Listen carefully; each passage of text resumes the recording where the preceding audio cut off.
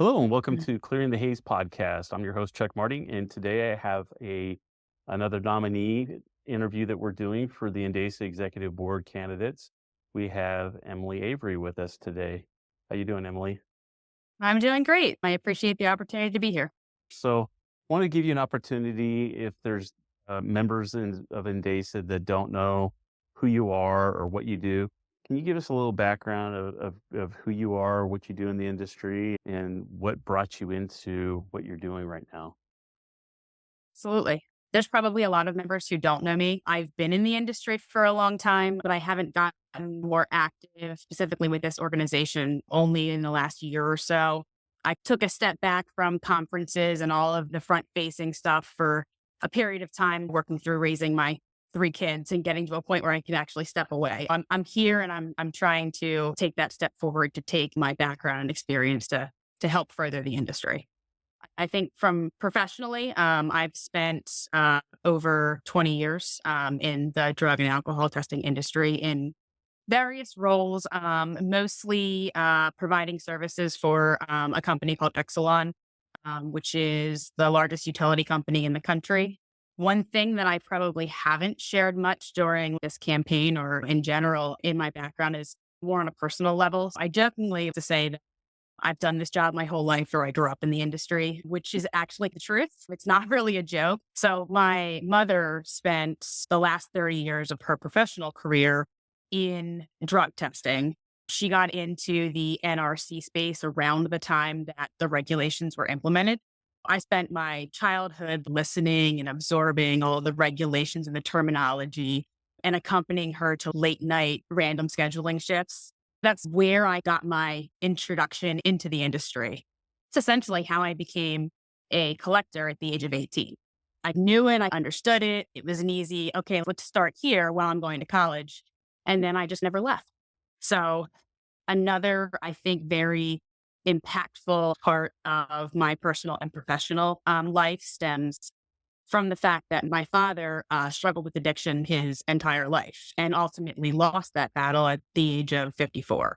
So those experiences have really given me a perspective into both sides of the equation, from safety and workplace safety to the addiction side of things and the importance of recovery and being allowed to reintroduce those people into the workplace and give them chances when we can.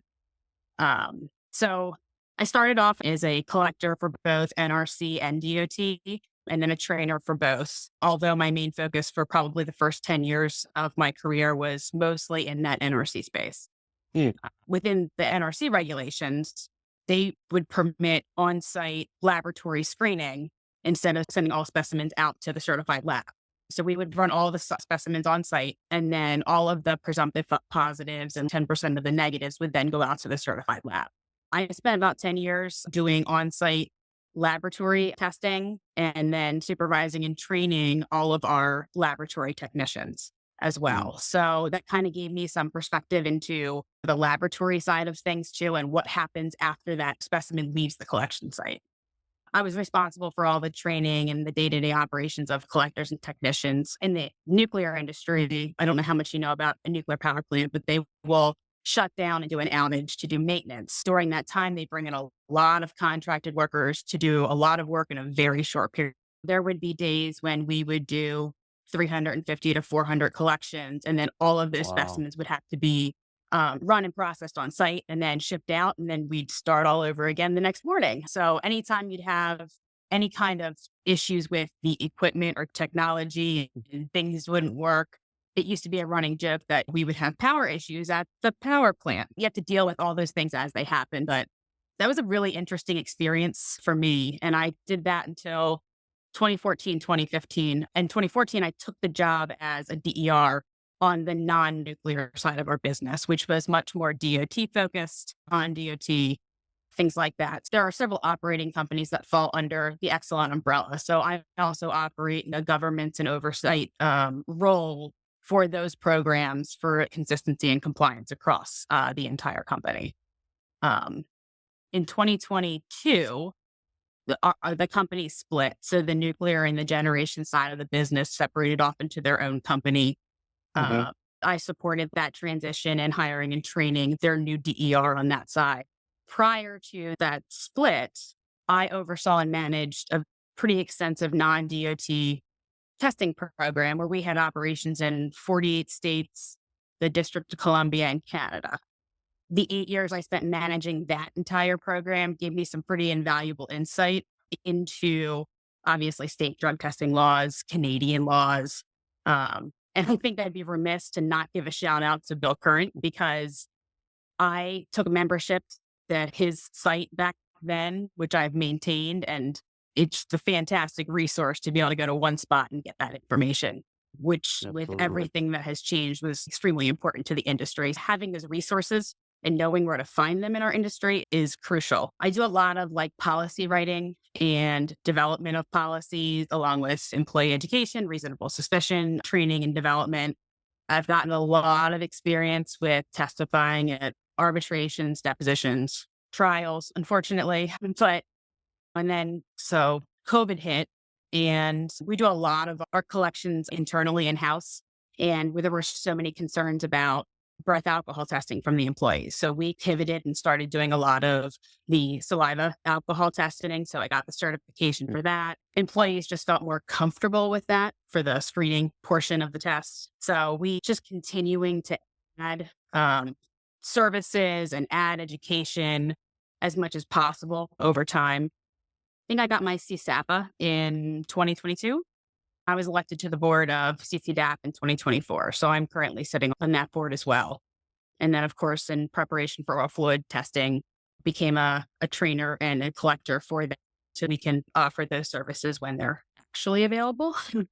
My focus within the DOT space has mostly been centered around Part 40. We do a lot of work in FMCSA and pipeline regulations. We have a fairly large dual agency covered population. With that, I think comes its own challenges in trying to carry out those regulations. I think I've come across some very interesting situations that I would call maybe gaps in the regulations where they haven't accounted for certain scenarios when you have someone who's dual covered. And what do you do about certain information when you get to that point? And then another thing that I've done in the last, I think we started this about 8 years ago. I was pretty like unhappy with the offerings that were in the industry for drug and alcohol program management, specifically from a DER and employer perspective. So I basically designed and implemented our own system internally. So we have our own software that I've continuously improved and upgraded over that time to have all the functionality that we need to automate as much as possible and have the best compliance program that we can have. And then I think another thing that's been useful in my current role as a DER is that our company houses that role within human resources instead of where it typically sits in something like safety, which seems a little bit different, but it gives it another unique perspective. Because so I've about 11 years of human resources and employment relations experience, specifically as it ties to the drug testing industry. Yeah. That's a useful perspective, I think that I also have.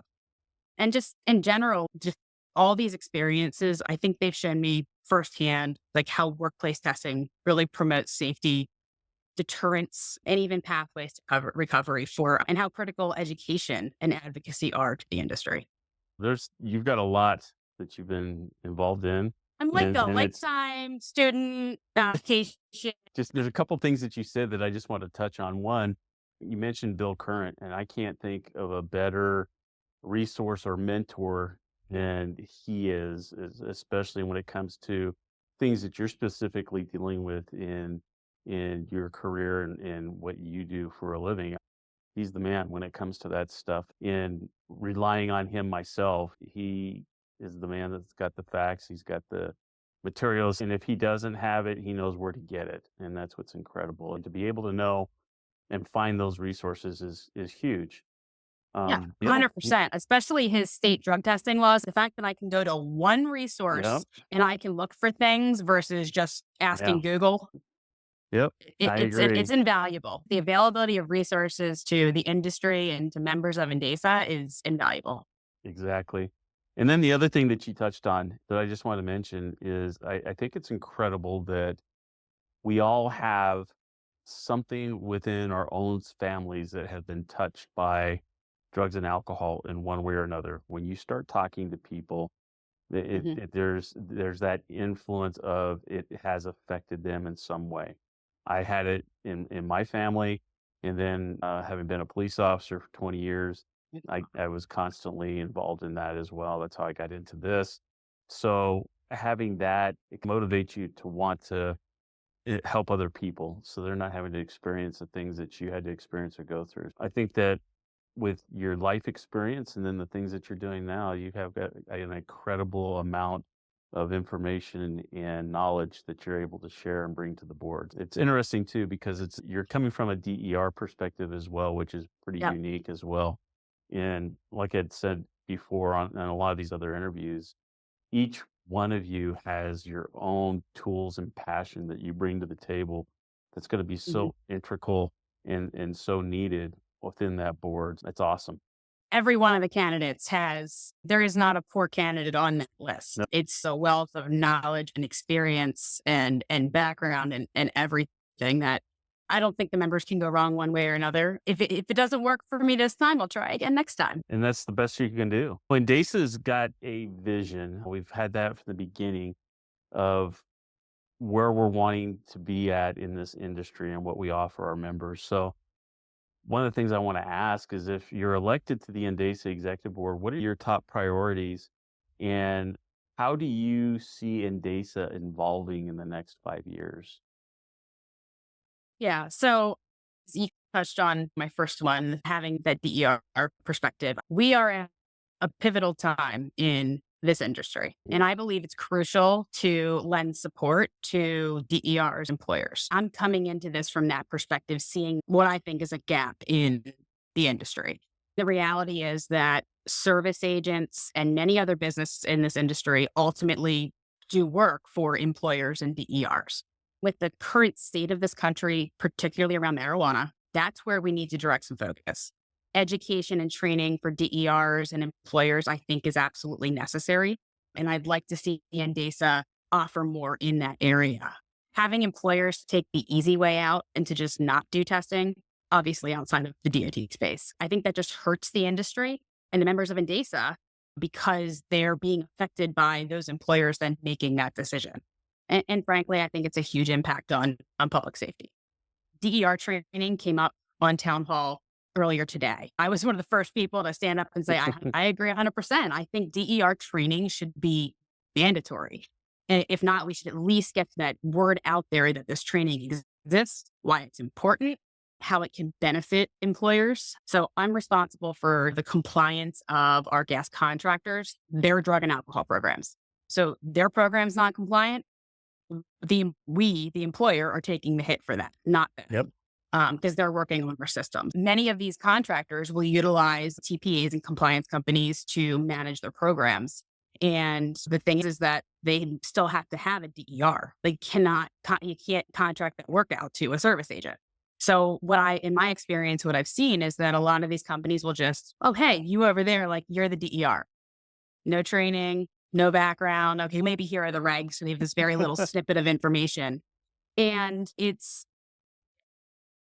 they don't understand the regs, they don't understand their role. And it ends up being a huge gap, a compliance issue, and in some instances, a safety issue. So I think that's an area where we can really do more for the industry. And I think that ultimately will help all of these other small businesses and service agents if we focus on DERs and employers.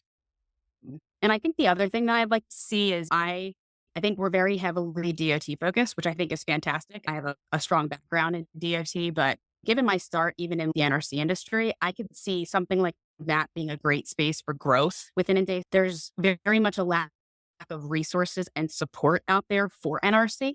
And in many ways, the testing is very similar. It a lot and the mission and the goals of that of the NRC are aligned with DOT. They're aligned with the mission of NDASA, even partnering with them on things like the safety carve out, because that affects more than just DOT and it strengthen numbers. I think we have an opportunity to advocate and expand in another direction. And that's one of the skill sets that you're bringing in as being that DER and understanding the mindset and what is needed.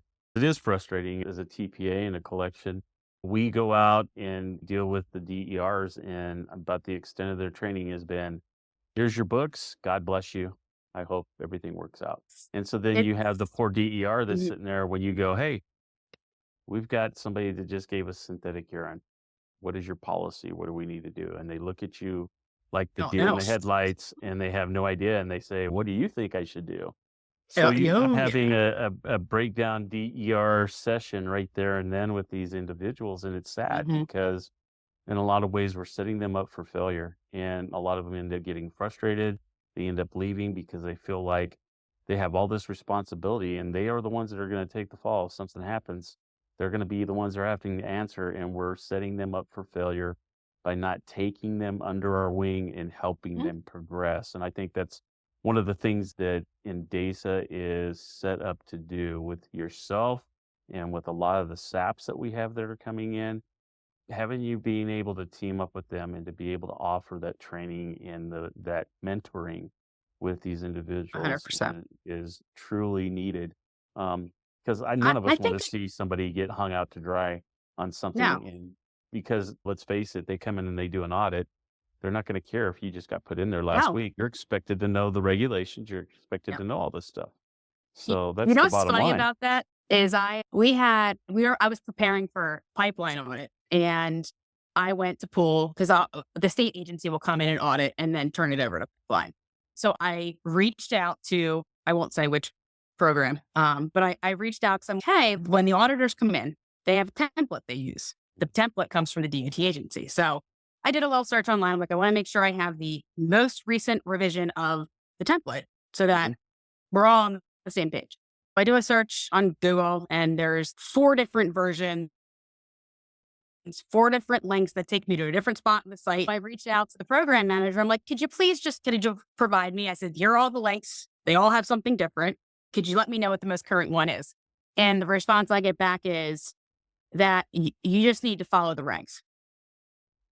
And I'm like, oh, okay. So that like template doesn't matter. They don't have to use the template. I'm like, yes, but they do Yeah, use it, whether they have to or not. But your response to me is, nope, follow the regs. And I'm like, people, yeah, I know that. So like that's great. back to your point when you're like, they're gonna come in, they're gonna say, I don't care. You just need to know the regs. Yep, So exactly. I also see a very similar thing with collectors.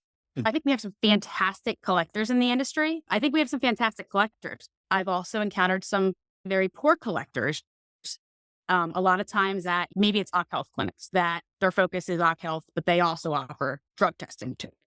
And then that's not to say that all Occ Health clinics are like that, but I think the poor collectors that are out there that haven't been trained well, that then mess up the collection, they give collectors a bad name. Then people in the industry are thinking that it's a collector problem, and that's not always the case.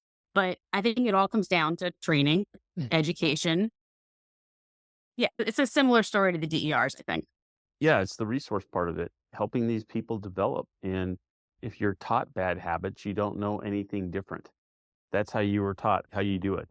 And I experienced this firsthand when we thought we did our homework and did everything right. For crying out loud, I was a police officer. You think I wouldn't know how to investigate things? And we got into this industry and I got took for about 10 grand. And so we had to start all over again. And so we had to decide, okay, who is the number one person in this industry that we can learn from? And that's who we went with. We went with Joe Riley. He taught us and we got going. And I was so blessed to find somebody to be able to show us the right thing because I was sitting there looking at my wife and going, do you know how much liability we would have caused ourselves? And they're not going to Hmm. care if we didn't know any differently and say, this is what we were taught. They're expecting you to know the regulations and to be able to do this and that. And it's very similar. And I think that's 100%. one of the things that NDASA is truly trying to do. Look, if you don't want to be a member of NDASA and be a collector or a trainer or any of that kind of stuff, that's fine. But you need to know how to do your job so you don't get in trouble. That's the bottom line. And do it right because Yep. I'm sure you as a DER sending it to somebody and you get something back from them and you're going, "What in the heck is this? What is this Yeah, person doing?" Or you and call then for clarification, they don't and even then know I what you're gotta make talking about. 100%. And then I gotta make the tough decision. What do I do? Like, if they're gonna take them off my list, so that really that's not great, but I also can't keep them on the list. That option's not great. Now I'm lacking resources. It's impactful from every aspect. It goes into the next question that I have for you, and that's the challenges that we're facing in the drug and alcohol screening industry. How do you think, and we've talked about a little bit of this right now, but how do you think NDASA can address those challenges and how do we go about resolving them? Well, that's a loaded question. So yeah, the biggest challenge right now.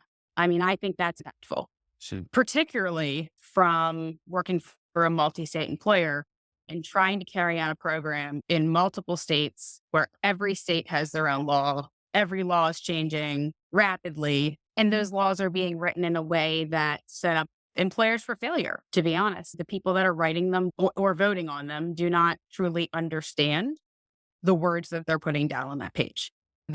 Yeah, a lot of these laws are putting in things like the employer must be able to prove impairment. We all know how easy it is to prove impairment for marijuana. Clearly, there's a lot of innovation and a lot of technology that's coming out there, which I think is fantastic. I think that's going to be great for the industry, but that's change. And that's change that doesn't always happen quickly in this industry. Look at the regulations. Look how many years it took to put oral fluid drug testing on the panel and change from urine. And then you have everyone frustrated right now because they put that out there, but we're in a year and a half holding pattern, right? 2 years, however long it takes to actually get to that point, and trying to explain to people why that is and what's happening.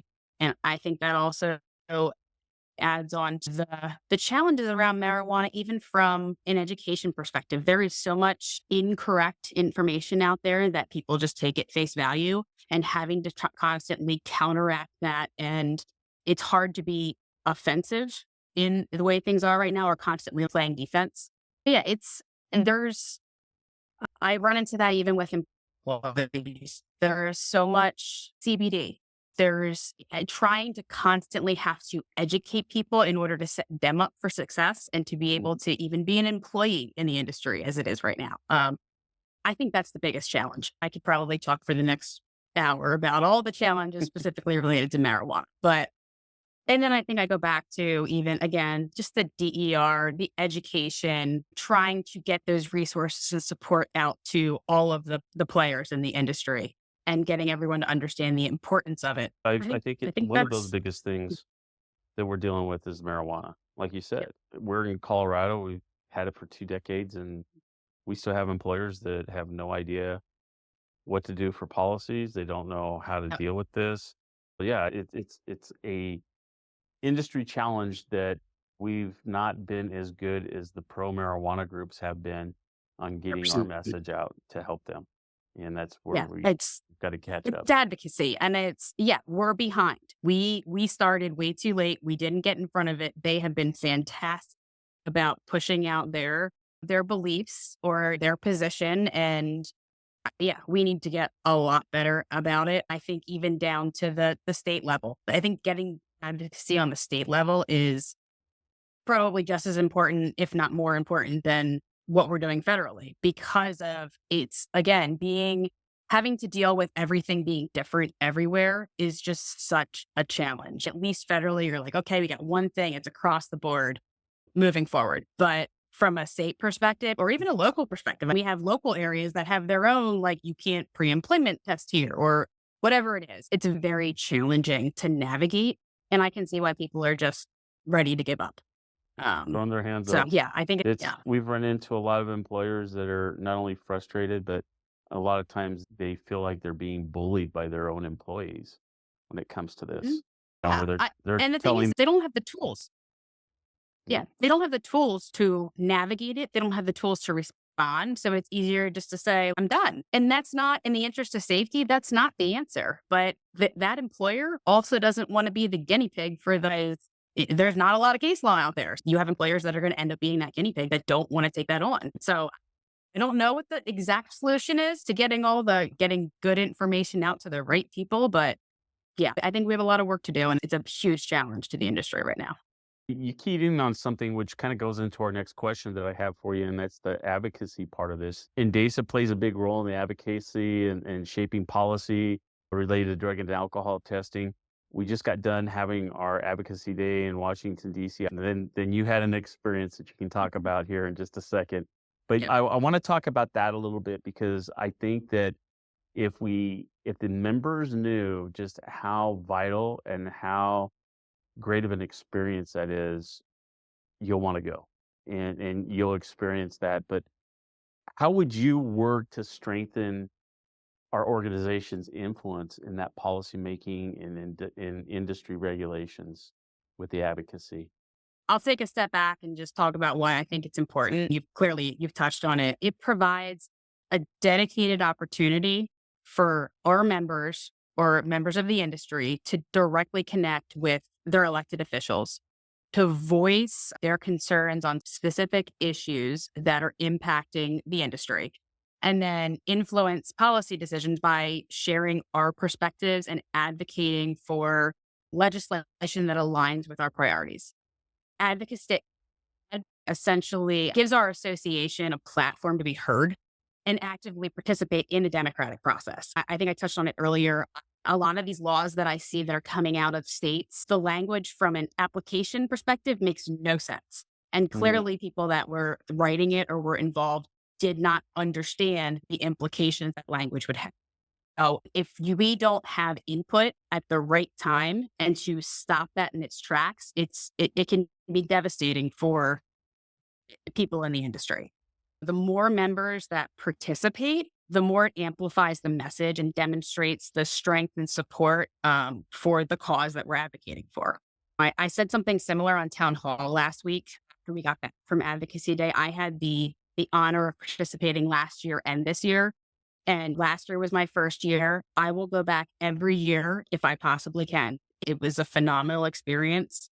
I don't think I knew what I was missing until I went and got to experience it.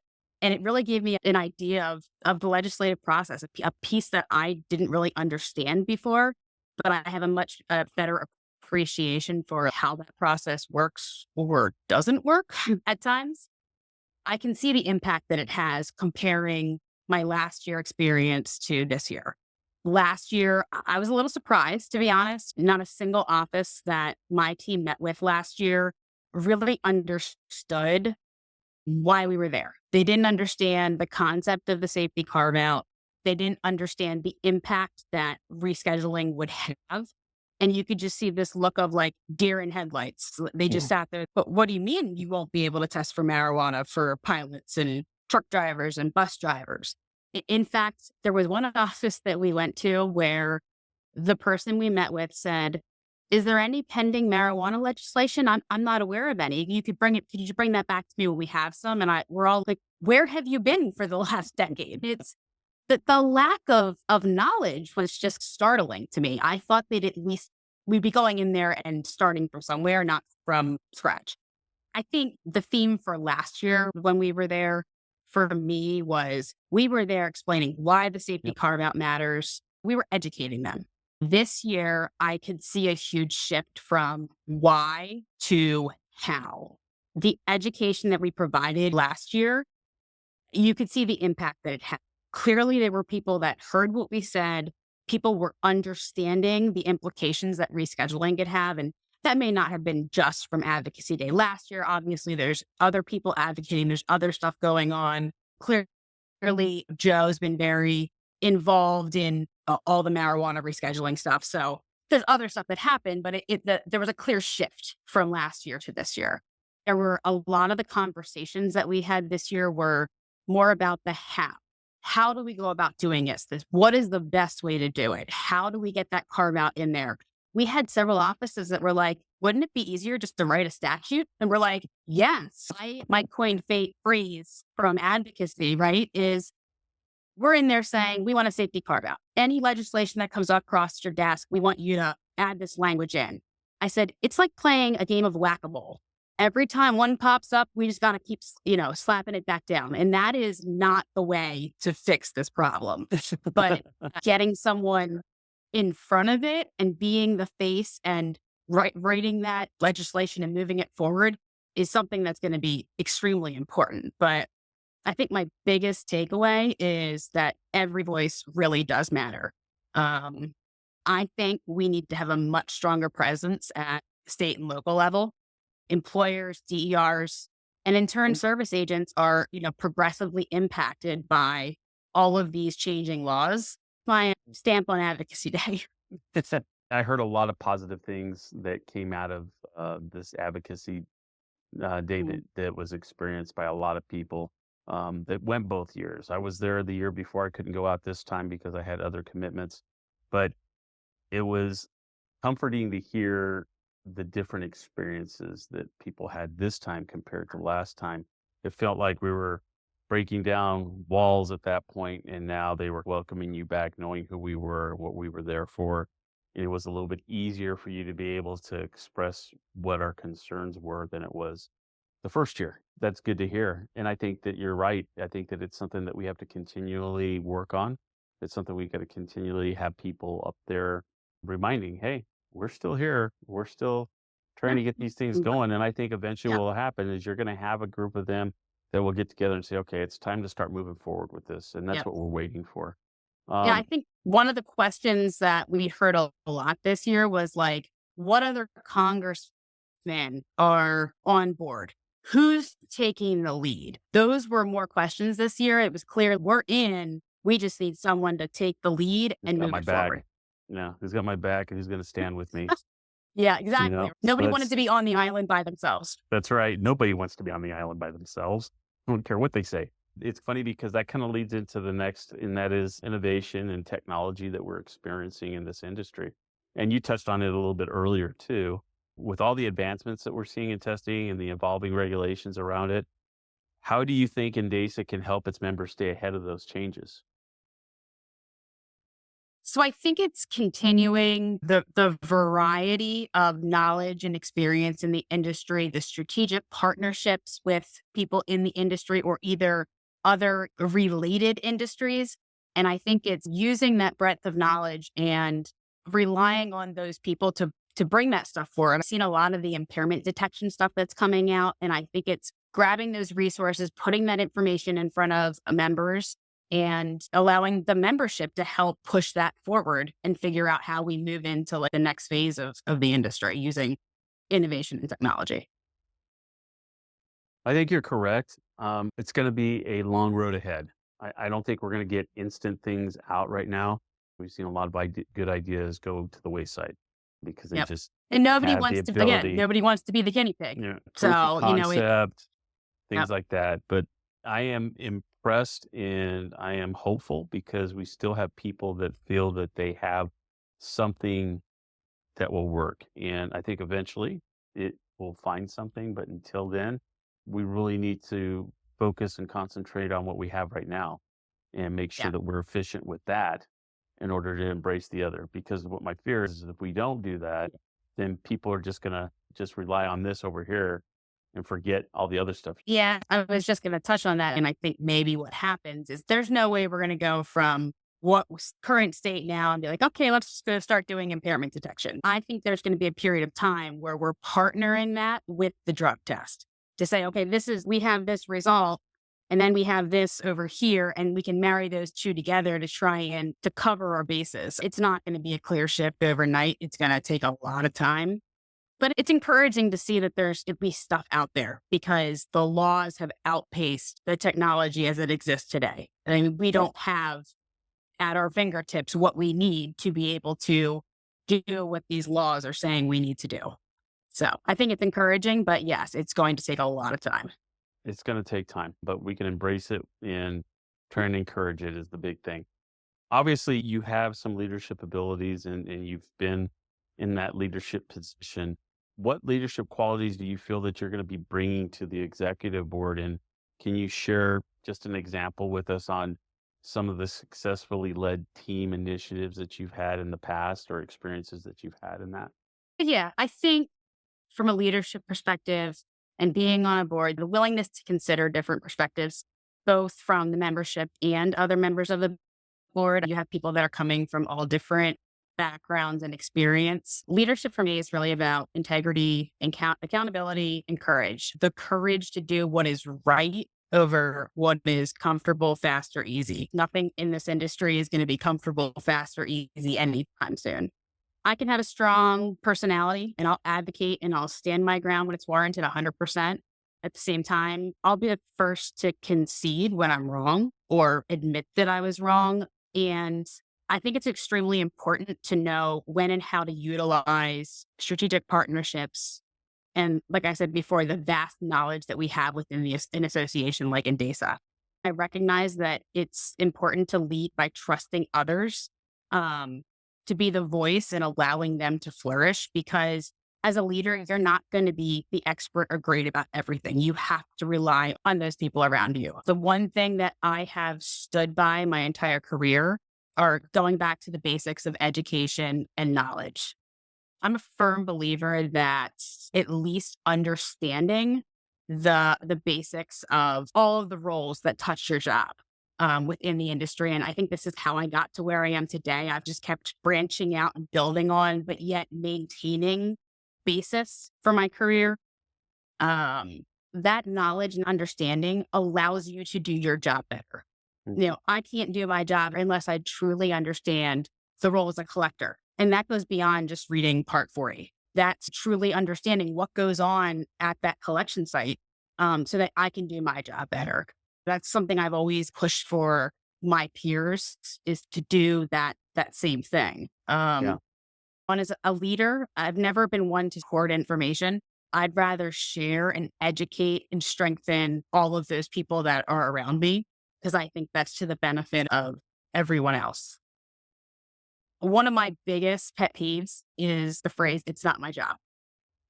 I've heard that a lot in my career. If everyone led with that perspective, nothing would ever get done. And that collaboration is critical to success.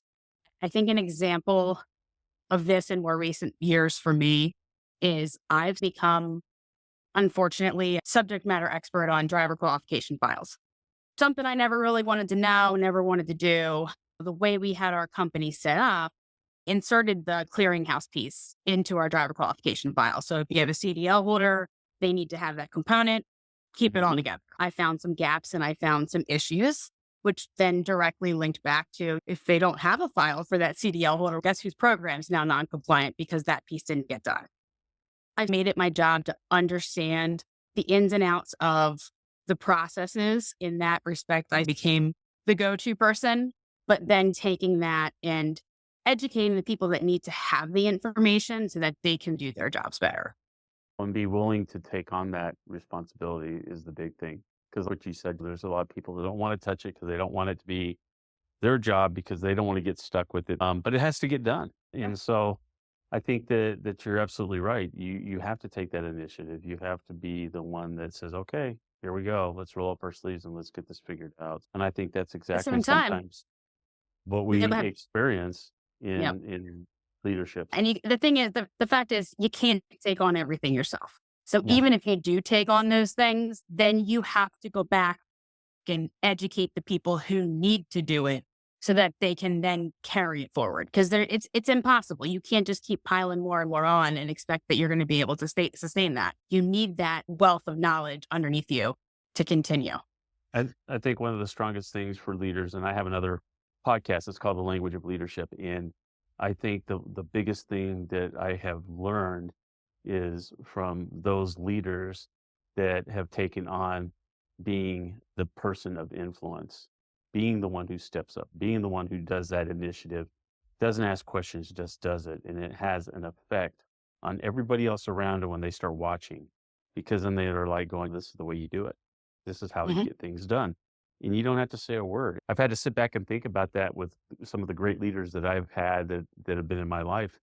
And they're absolutely right. Those people didn't wait for somebody to give them the green light and say, go do this. They just did it.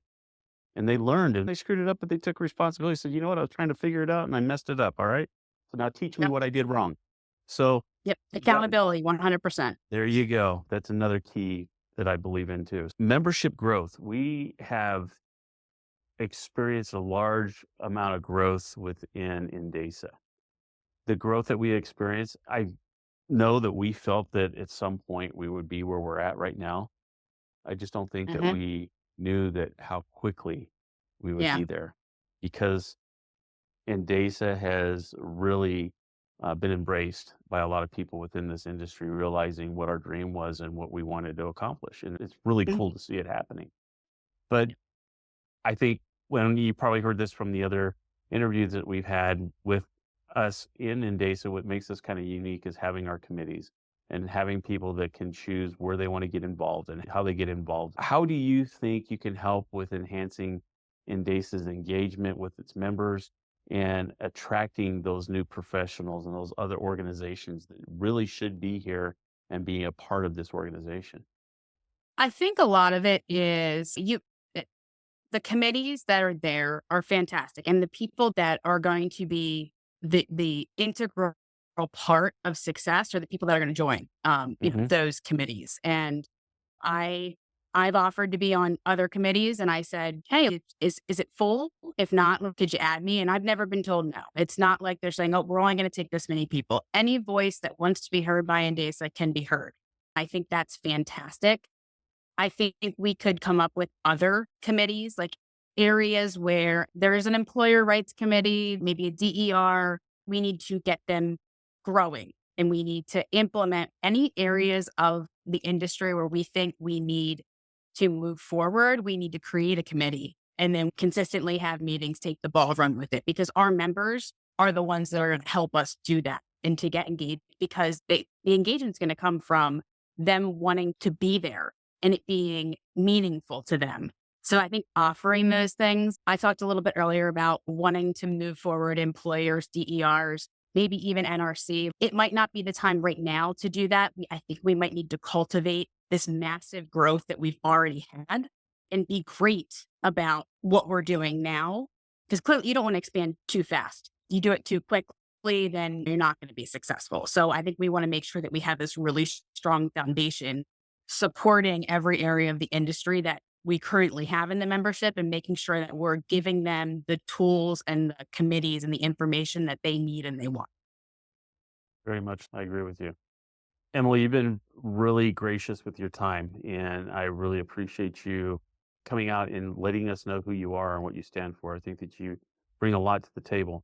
I've only got a couple more questions for you, so we're almost done with this torturous process for you. One of the things I wanted to ask is why do you believe you're the right candidate for this position?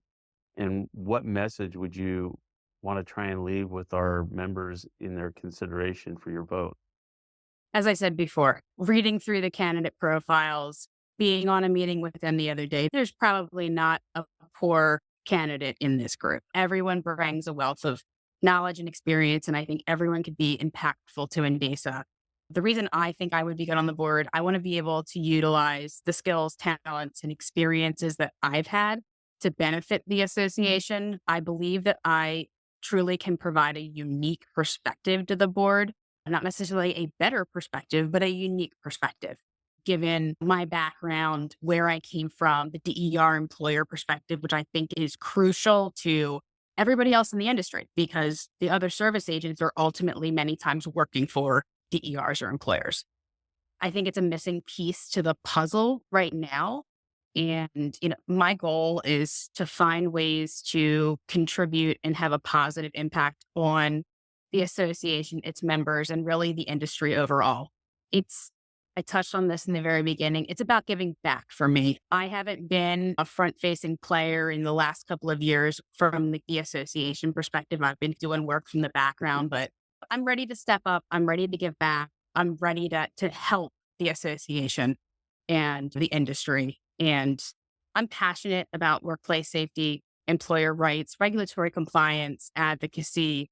I strongly believe that the success of the board and the association lies in ensuring that each aspect of the industry is represented on the board. Again, I think I bring a unique perspective that I think would be um, beneficial at this time on this board. Very good. I think that is very true that you need to be able to have that ability and understand what it is that you bring to the table, and you obviously do. And this question you didn't know anything about. what would that book be for you that you would recommend to others? It's a tough question for me right now because between having three pretty young kids and what I've done in my job in the industry. And oh, wait, did I mention that I'm finishing my master's in the next 3 weeks? So I've spent a lot of time reading and not Yeah. actually getting to read books that I enjoy. But oh, I did buy a book and I bought it as part of my master's, and it was called Dare to Lead. Mm, Uh, very and good. I think that's probably the most impactful and relative book that I can say at this moment. And I think it speaks again to leadership and having the courage to lead and to be a leader. Very good book. I would endorse that as well. I've read it twice now, and it's got a lot of good stuff in there. When you have the opportunity between all the different things you're Right? doing, you'll need to read it or get your Audible and listen to it when you're in the car Yep. or whatever you're doing. That's what I end up having to do myself because I'm constantly on the go as well. If I don't Yeah. do that, then you got to feed the soul, you got to feed the I- mind. I'd like to go back and read it for enjoyment There you versus go. reading it to be able to Incorporate it respond into to an yourself. assignment, let's Yeah. say. Emily, I wanted to be able to take a moment and just acknowledge you. It's very evident that you're very passionate about what you're doing. You don't find a lot of people that have been in this industry that have been involved as long as you have. And to be able to continue to advance and to grow in that because of what they enjoy doing. And I think that is one of the key characteristics of people is if you enjoy what you do, it's not really work. You just dive into it and you do it. And I think that your ability to be able to listen, obviously, and to be able to respond to people. I've seen you on town hall. I've seen you participate on town hall. You're not shy at raising your hand. And we need to have individuals like yourself that are confident in what they're doing and are willing to take the time to not only help others, but also mentor them. And so you do have a lot of gifts and talents that you bring to the board. And so I just want to thank you for that because a lot of times we don't have people that recognize those things that we do really well. I think that you need to know that. I I truly want to say thank you because you are correct. I actually said something very similar to one of the women that reports to me today. I am like, I people do not tell people enough that they appreciate them or acknowledge or even recognize things that they do. So I greatly appreciate what she just said and the acknowledgement. I really appreciate it. So thank you. We're going to close here in just a second, but I wanted to ask you, is there any closing thoughts that you might have? Anything off the top of your head that you'd like to say to the membership as they go into the voting polls and start voting here? I would appreciate your vote. Everyone's vote matters. I'm here because I want to work for the membership. And again, there's not a wrong choice. I'm up against a lot of fantastic people who everyone knows very well. I would love to be able to represent the board. Don't discount yourself because you as well have a lot to offer and that you bring to the table as well. So don't ignore that. There are some very talented people, and there's sometimes when I've been in Mhm. that boardroom when I've looked around and go, what in the heck am I doing in here? But then they hit on Yep. something that I'm really passionate about, and I could come out and give some guidance and direction. So those are the things that we need, Yep. are those individuals. Good luck to you on your campaign. I hope that everything goes well for you, and I would like to be able to invite you to come back on the podcast at some point. We can discuss some other things, DER related or anything like that. Maybe even have some panels and guests on that we can hit it from different perspectives because I don't think people just want to hear my perspective all the time. We've got a lot of talented and really good people that are members of this organization, and they need to come out and share, just like you did tonight with us, on why they're here and what they can bring to the table to help this organization. So, with that, I'd like to say goodnight, and hopefully, we'll be able to talk again soon. I appreciate that. And I greatly appreciate the opportunity to be here. All right. Thank you.